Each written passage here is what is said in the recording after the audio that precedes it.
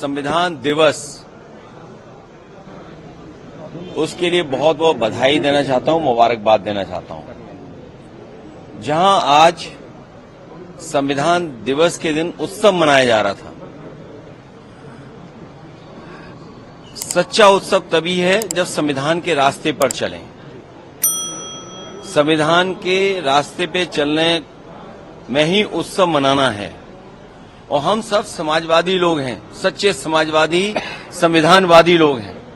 हम वो समाजवादी लोग नहीं जो संविधान को कोरा कागज समझते हों।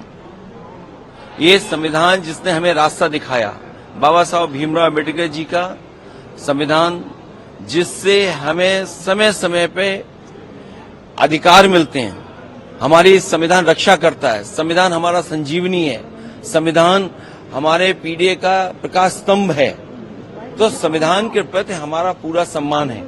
और उस समय उत्सव मनाना, जब संभल में जिस तरह का काम सरकार ने किया है, जाने चली गई हैं, गम के साए में कैसे उत्सव मनाया जा सकता है? जहां जाने चली गई और न्याय नहीं मिल रहा है, तमाम हजारों लोगों को झूठे मुकदमे में फंसाया जा रहा है। वहां के सांसद, वहां के विधायक और उनके पुत्र पर झूठे मुकदमे लगाए रहे हैं। पूरी गलती है तो वो सरकार की है। सर्वे जब एक बार हो चुका था, फिर दोबारा सर्वे क्यों करना? और अगर दोबारा सर्वे भी करना था तो आपस में बैठ करके बातचीत की जा सकती थी। बातचीत कर करके जो बातें रह गई थी उनका दोबारा सर्वे कराया जा सकता था। सर्वे के खिलाफ नहीं थे, लेकिन जिस तरह का सर्वे करते समय जो टीम के पीछे नारे लगा रहे थे, क्या उनके खिलाफ कोई कार्रवाई हुई? क्या सर्वे के साथ और सर्वे टीम के साथ बीजेपी के कार्यकर्ता थे जो भड़का रहे थे? क्या उनके पास ऊपर कार्रवाई हुई? क्या उनको गिरफ्तार किया गया? क्या उनको जेल भेज दिएगा? विपक्ष न जाए वहां पे। वहां पर जो लोग परेशानी और तकलीफ में हैं, उनकी बात न सुन पाए, इसलिए इंटरनेट बंद है। वहां पर कोई जा नहीं सकता है। हमारे दो लीडर ऑपोजिशन हैं, दोनों हाउस के, दोनों जाना चाहते हैं आज, लेकिन दोनों को जाने की परमिशन नहीं दे रहे हैं। अगर हम भी यहां से चल दें, मान लीजिए अभी गेट बंद कर देंगे, हमारे सभी सांसद चाहते हैं कि हम जाएं आज संभल। अगर हम संभल जाने के कहेंगे तो कहेंगे संविधान नहीं मानते, कानून नहीं मानते, सरकार का नहीं मानते। तो ये भारतीय जनता पार्टी के वो लोग हैं जो मन विधान से चलना चाहते हैं, संविधान से नहीं।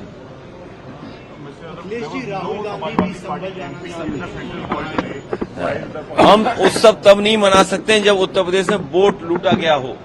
हमने देखा कि समाजवादी पार्टी के वोटर्स को वोट नहीं डालने दिया। उनका कहां वोट पड़ पाया? क्या ये संविधान हमें ये रास्ता दिखाता है कि आप वोट छीन सकते हैं किसी का? इलेक्शन कमीशन जो कॉन्स्टिट्यूशनल बॉडी है, जिसको शिकायत की गई, उसके बाद भी क्या कार्रवाई हुई? आप वहां के अधिकारियों की बातचीत करने का तरीका देखिए। वो डरा रहे हैं, धमका रहे हैं आपको, गाली दे रहे हैं आपको। और ये तो अभी वीडियो आए हैं, चुनाव से पहले भी आपने चुनाव के बीच में भी देखा होगा। क्या एक महिला जो वोट डालना चाहती है तो उसको रिवॉल्वर से आप रोकेंगे? यही संविधान का उत्सव होगा क्या? तो इसीलिए हमारा विरोध है इस बात का। उत्सव तब बन सकता है जब संविधान के सच्चे रास्ते पर चलें।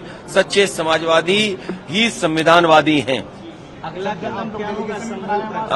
हमारा डेलीगेशन है और लोगों से मिलने के लिए, वहां के लोगों के सामने जो तकलीफ परेशानी है उनसे मिलने हमारा डेलीगेशन जाएगा। सरकार का कहना, अभी डेलीगेशन जाएगा और बाद में मैं भी जाऊंगा। सरकार का कहना कि सरकार और जो मरने वाले लोग हैं, हम सरकार से भी बोलते हैं कि मदद करें उनकी। और अगर सरकार नहीं मदद करती है तो समाजवादी पार्टी ने मदद करने का भी फैसला लिया उन परिवार के लोगों का। अखिलेश जी, सरकार का कहना है कि किसी भी सरकारी गोली से किसी की मौत नहीं हुई है, क्या कहेंगे? आप कैसे सरकार की बात मान सकते हैं पुलिस के लोगों की? क्या पुलिस की भाषा हमने नहीं सुनी? क्या कोई इस तरह की गाली गलौज दे सकता है? ऐसे अधिकारियों के खिलाफ कार्रवाई करनी चाहिए। और अगर सच्चे संविधान पे चलने वाले लोग हैं तो ऐसे अधिकारी जो गाली दे रहे थे उनको टर्मिनेट कर देना चाहिए। जो लोग सीधी गोली चला रहे थे वोट न डालने पे, उनके खिलाफ क्या कार्रवाई की सरकार ने? आप लोग कल कैसे भी मिले थे अपने सांसद को लेकर? हम देखिए, मैं उस संबंध में कुछ नहीं कहूंगा। इंडिया गठबंधन की जब बैठक होगी तो सुझाव जरूर दूंगा। सर, क्या पीडीए को व्यापक करने की जरूरत है? उन सीटों पे भी हार हुई है जहां हिंसा नहीं हुआ। पीडीए को बड़ा इसलिए करना जरूरी है कि पीडीए ही आबादी का 90% है। पिछड़े, दलित, अल्पसंख्यक, पिछड़े, दलित, आदिवासी और आधी आबादी अगर हम कुल मिला लें और पीड़ित, दुखी, अगड़े भी अगर हम मिला लें तो 90% लोग दुखी हैं सरकार से।